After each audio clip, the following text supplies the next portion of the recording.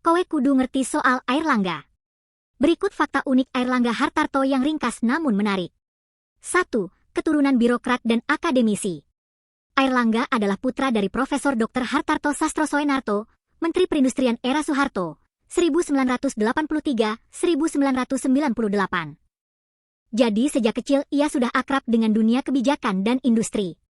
Ia lahir 1 Oktober 1962 di Surabaya, Jawa Timur. Airlangga memiliki pendidikan internasional bergengsi Teknik Industri UGM, Embah Monash University, Australia dan Master of Management University of Melbourne, Australia serta program eksekutif Wharton School of the University of Pennsylvania, USA. 2. Karir profesional. Sebelum terjun total ke politik, ia duduk sebagai direksi komisaris di banyak perusahaan besar, termasuk sektor manufaktur, properti, keuangan dan energi.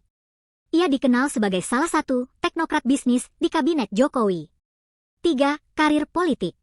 Saat terpilih menjadi Ketua Umum Golkar pada 2017, ia menjadi salah satu ketua termuda dalam sejarah Golkar modern.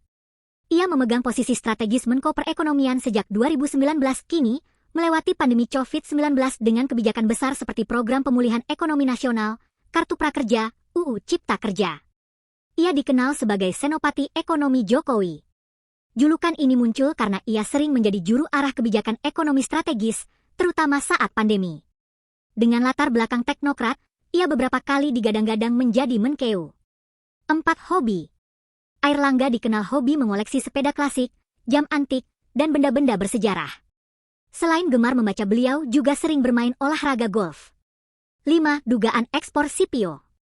Pada 2022 saat krisis minyak goreng, beberapa perusahaan sawit ditetapkan sebagai tersangka karena ekspor CPO ilegal saat pemerintah menerapkan larangan ekspor. Airlangga sebagai Menko Perekonomian ikut terseret dalam pemberitaan karena posisinya terkait kebijakan ekspor-impor CPO. Airlangga tidak pernah ditetapkan sebagai tersangka. Ia hanya disebut dalam pemeriksaan saksi oleh Kejagung terkait alur kebijakan. 6. Kasus dana bantuan pesantren 2021-2023. Kemenko Perekonomian sempat dikaitkan media dengan dugaan penyimpangan penyaluran bantuan pemerintah untuk pesantren. Airlangga tidak diproses hukum, kasus ini ditangani oleh Kemenak, bukan dirinya langsung. 7. Harta kekayaan.